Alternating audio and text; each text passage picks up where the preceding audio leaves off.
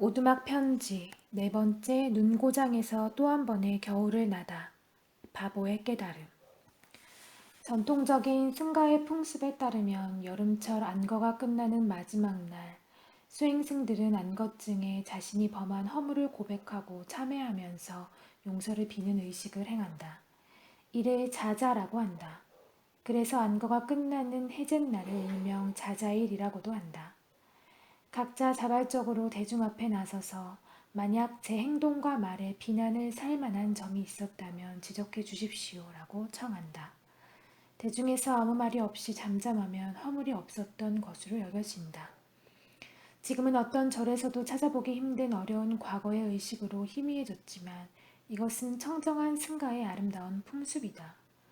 아무 탈 없이 안거를 무사히 마치면 법의 나이, 곧 수행자의 나이가 한 살 보태진다. 수행자에게 육신의 나이는 중요하지 않다. 이 법의 나이에 의해서 서열이 정해진다. 지나온 석 달을 되돌아보니 이렇다 하고 내세울 만한 것도 없이 공연히 분주하게 왔다 갔다 하면서 지낸 것 같다. 거죽은 머리 깎고 먹무릇 걸치고 부처님의 출가 제자 모습을 하고 있지만 과연 내 자신이 부처님의 가르침대로 살아왔는지 묻지 않을 수 없다.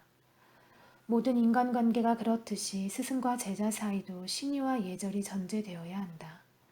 스승의 말과 가르침을 그대로 믿고 따를 때 그 스승의 제자가 될 수 있는 것이고 스승 또한 제자에 대한 신뢰가 생긴다. 상호간의 신뢰가 없으면 참다운 관계는 지속될 수 없다. 부처님의 생존 시 제자들은 모두가 뛰어난 사람들로 이해되기 쉽지만 자세히 살펴보면 요즘이나 마찬가지로 말썽만 부리던 무리들도 있었고 지능이 수준 이하인 제자도 있었다. 수행자는 무엇보다도 그 바탕이 순박하고 진실해야 한다. 이해 타산을 따지는 영리한 사람보다는 우둔하더라도 순박하고 진실한 사람을 수행자가 될 그릇으로 여긴다. 부처님의 제자 중에 출라판타카라는 스님이 있었는데 그는 요즘 말로 하자면 철저한 돌대가리여서 넉 달이 걸려서도 계속 한 구절을 외우지 못했다. 경지에 이르렀었다. 그래서 아우를 출가시켰지만 너무나 우둔한 아우는 형의 기대에 미치지 못했다. 형은 온 힘을 기울여 여러 가지 방법으로 아우를 가르쳤지만 전혀 진척이 없었다. 스님들도 그의 동생을 경멸하고 조롱하면서 놀림감으로 삼았다. 어느 날 형은 더 이상 어떻게 해볼 수가 없어 아우에게 너는 그만 집으로 돌아가라 하고 승원 밖으로 내쫓았다. 의지할 사람이라고는 형밖에 없던 그가 그 형으로부터 추방당한 것이다. 쫓겨난 아우는 풀이 죽어 승원 밖에 있는 남의 집 처마 밑에 멍하니 서 있었다. 이 광경을 지켜본 부처님이 그의 머리를 어루만지고 손을 잡고 승원 안으로 데려가셨다. 출라판타카야 걱정하지 말아라. 너는 나를 따라 출가했으니 내 곁에 있으면 된다. 그리고 나서 부처님은 그에게 수건을 하나 주면서 그것으로 남의 신발을 닦아주라고 일렀다. 너는 이제 머리 아프게 개송 같은 걸 외울 필요가 없다. 다만 이 수건으로 남들의 신발을 깨끗이 닦는 일에 전념하여라. 어떤 경전에는 수건 대신 비를 주면서 마당을 쓰려고 한 것으로 전해진다. 그때의 수행자들은 신발이 없어 맨발로 다녔기 때문이다. 부처님으로부터 남의 신발을 깨끗이 닦는 일에 전념하라는 가르침을 들은 후부터 그는 아무 잡념 없이 부지런히 신발만을 닦았다. 여기에서 그는 문득 깨닫게 된다. 사람의 마음처럼 더러워지기 쉬운 것은 없다. 그러니 무엇보다도 먼저 마음을 맑히는 일에 전념하지 않으면 안 되겠구나. 아무 잡념도 없이 정성을 다해 남의 더러운 신발을 닦는 과정에서 그의 마음이 정화된 것이다. 테라가타에는 이때의 상황을 다음과 같이 서술하고 있다. 나는 스승의 말씀을 듣고 이를 깊이 마음속에 간직한 채 최상의 도리를 깨닫기 위해 마음을 한 곳으로 모았다.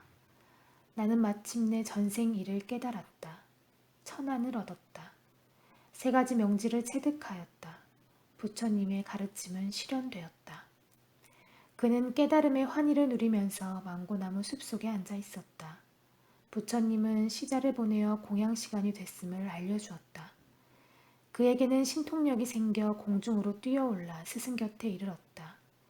스승의 발에 예배드린 뒤 한쪽에 가서 앉았다. 스승은 곧 그의 깨달음을 인정하셨다. 깨달음에 이르는 길은 이와 같이 단순하다. 기억력이 모자란 사람은 경전의 내용을 머리에 담으려고 애쓸 게 아니라 단순한 일에 일념으로 몰입하면 마침내 궁극의 경지에 이를 수 있다. 깨달음에 이르는 길의 영리함은 도리어 장애가 된다. 그 영리함 때문에 그는 한 곳에 몰입을 못한다. 깨달음은 수행자의 세계에만 있는 것이 아니다. 가정에서건 직장에서건 게으름 피우지 않고 자신이 하는 일에 일념으로 매진하면 그 일을 통해서 지혜의 눈이 열려 근원에 도달할 수 있다. 바보 돌대가리인 한 수행자가 깨달음에 이를 수 있었던 것은 스승의 가르침을 그대로 믿고 따른 그의 순박하고 진실한 성품의 덕이다. 그래서 경전에서는 순박하고 진실한 마음이 곧 도의 터전이라고 한 것이다. 다산 초당에서 남도에 내려간 김에 강진 만덕만 기슭에 있는 다산 초당에 들렀다. 나는 지금까지 이곳을 10번도 더 넘게 찾았다. 세상 일이 답답할 때면 문득 다산 선생 같은 이 땅의 옛 어른이 그리워진다. 꿋꿋한 기상으로 시대의 어둠을 헤쳐나간 그 자취가 그립기 때문이다. 아랫마을 귤동의 매화는 벌써 져서 자취도 없이 사라지고 백년사 동백숲의 동백꽃은 낙화로 처연히 땅을 덮고 있었다.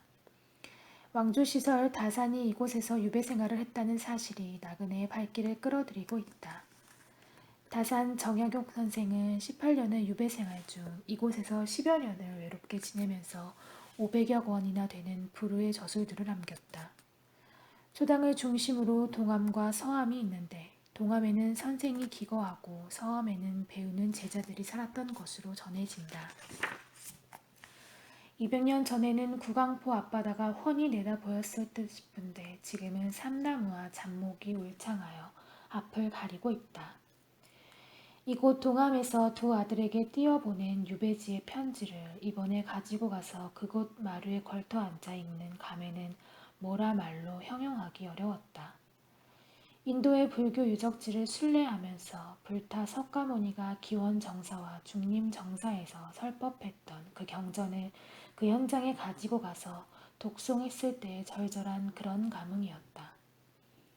아버지는 유배생활 10년째 되는 해 가을에 두 아들에게 이런 사연을 띄운다. 나는 논밭에 너희에게 남겨줄 만한 벼슬을 못했으니 오직 두 글자의 신비로운 부적을 주겠다. 그러니 너희는 이것을 소홀히 여기지 말아라. 이와 같이 당부하면서 한 글자는 근이고 또 한 글자는 검이다. 부지런함과 검소함, 이 두 글자는 좋은 논밭이나 기름진 토지보다 나은 것이니 평생을 두고 필요한 곳에 쓴다 할지라도 다 쓰지 못할 것이라고 했다. 그러면 부지런함이란 무엇을 말하는가? 오늘 할 수 있는 일을 내일로 미루지 말며 아침에 할 일을 저녁 때까지 미루지 말라. 맑은 날에 해야 할 일을 비 오는 날까지 끌지 말며 비 오는 날에 해야 할 일을 날이 갤 때까지 늦추어서는 안 된다. 집안 식구들이 한 사람도 놀고 먹는 사람이 없게 하고 한순간도 게으름이 없는 것을 부지런함이라 한다. 또 검소함이란 무엇인가? 한 벌의 옷을 만들 때마다 이 옷을 먼 훗날까지 입을 수 있는지 헤아려 보라. 가는 배로 만들면 머지않아 해지고 말 테니 질박한 천으로 만들어 입으라. 음식도 목숨을 이어가면 그것으로 족한 줄 알거라. 맛있고 기름진 음식을 탐하면 결국 변소에 가서 대변 보는 일에 정력을 소모할 뿐이다.